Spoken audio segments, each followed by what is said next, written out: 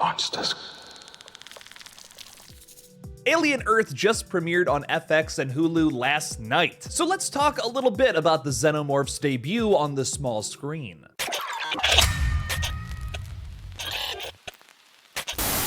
Hey everybody, I'm Killjoy Jake, and instead of having friends, I have horror movies. To celebrate the first 2 episodes of Alien Earth dropping this week, I'll be playing Alien Isolation over on the gaming channel this Thursday at 3 p.m. Eastern Time. It's a game so good, many consider it to be canon to the films, and it follows Ripley's daughter, Amanda. I've only ever played like 2 hours of it before in the past, and just from that I can tell you it totally rips. Stop on by the gaming channel GullGotha tomorrow to potentially see me get covered in Alien Acid Blood. Alien Earth, however, is a prequel to the original 1979 film set in the year 2120. When the space vessel Maginot crash lands on Earth, a young woman and a ragtag group of tactical soldiers make a discovery that puts them face to face with the planet's greatest threat. There is so much to break down in just these first 2 episodes that, yes, are kind of just setting up the story, but still incredibly engaging. Spoilers ahead, this is your only warning. Starting off with the way that episode 1 opens up, it's shot and directed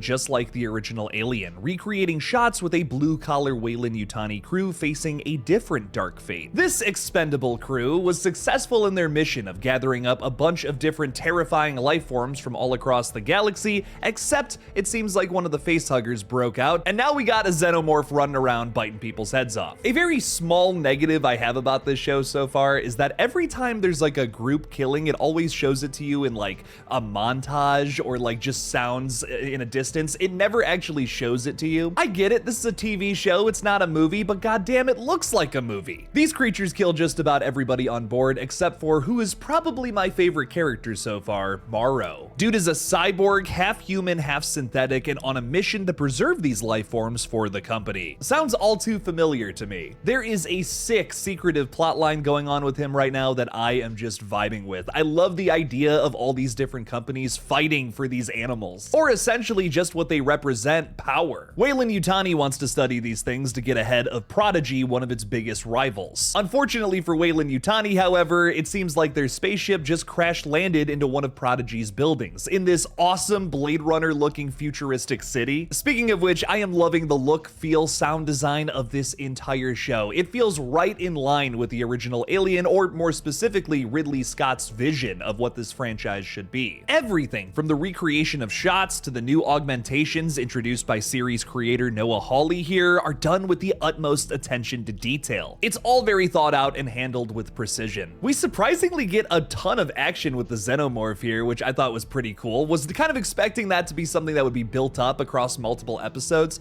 but thankfully we got to see him front and center most of the time. But we also let the other aliens shine a bit throughout episode 2 specifically. There's this little eyeball dude running around with tentacles, burrowing himself into the head of Not Jonesy here. As a cat dad, this show loses some major points for me after that scene. Still not as bad as the cat scene in The Collector though. Then there's these little parasitic bugs that suck all the blood out of those 2 search and rescue dudes. That was disgusting and I loved it, but why did it kind of remind me of that one scene from Land of the Lost with Will Ferrell?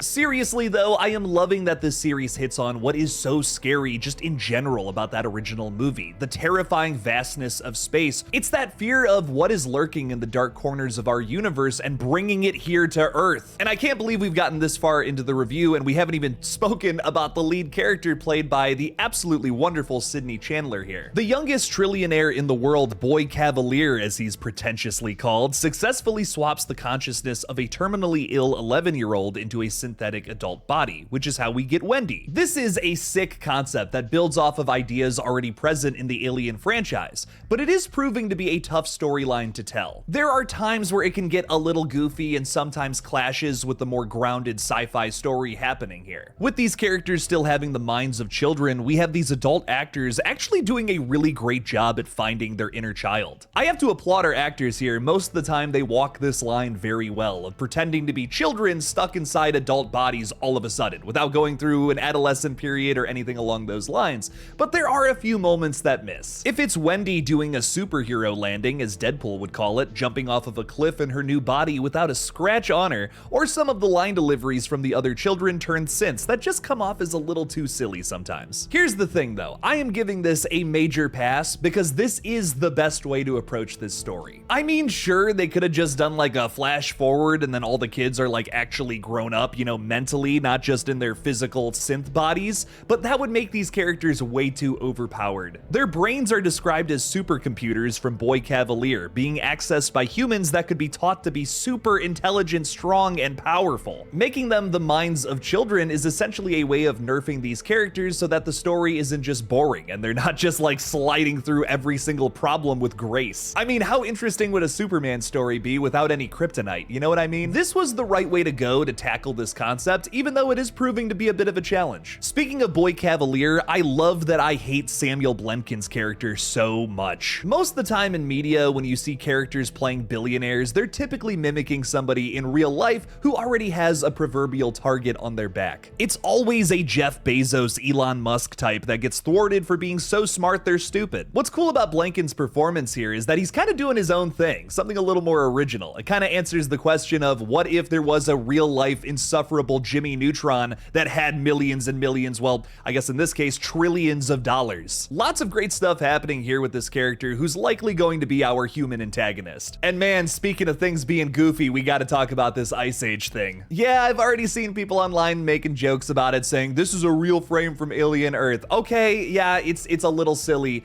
but it kind of worked for me, man. Something about seeing John Leguizamo's Sid the Sloth character fade onto the screen here during this brother-sister reunion felt simultaneously out of place and heartfelt at the same time. I don't know, I was choking up a little bit, even though it is ridiculous. The most surprising thing about this show is the slight edge of camp here. At the very least, with the Ice Age thing, they are celebrating another very big 20th Century Fox property that basically turned into a Disney property recently. It is really funny to me that they had Peter Pan in episode 1 and Ice Age featured through both episodes. It feels a little bit like, hey, after this episode, go watch the movies on our combined streaming service that is about to merge into just one entity, because you know, monopolies are definitely a good thing. Wait a minute, isn't that what this whole show is about? I don't know, man, it's not as bad of product placement as that new War of the Worlds movie. It could be worse. At least it's thematic. The return of the Killjoy Jake podcast is imminent, by the way, and our first episode is unfortunately on Ice Cube's War of the Worlds. Check it out this Saturday. The soundtrack and score also bang here. Episode 1 ends with The Mob Rules, the title track from the second Dio Sabbath album that was sick as f.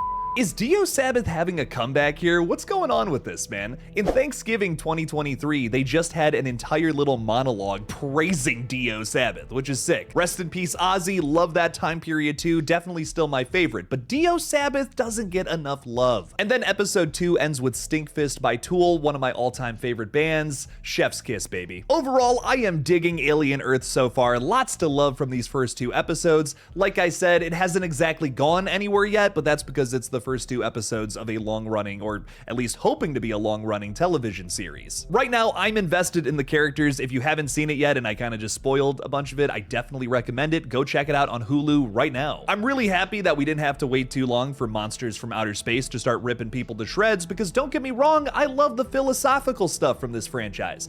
But the main attraction is the blood and guts, let's be real. And the nasty creatures, acid blood, all that fun stuff. How are you feeling about Alien Earth? Let me know down in the comments below. Hey everybody, don't forget to like this video and subscribe to the page for more horror content in the future. Also, become a Patreon member today for exclusive weekly reviews on upcoming movies. Check out our store to pick up some sick-looking horror merch. Thank you all for watching. Please subscribe, and as always, don't forget to kill it out there, y'all.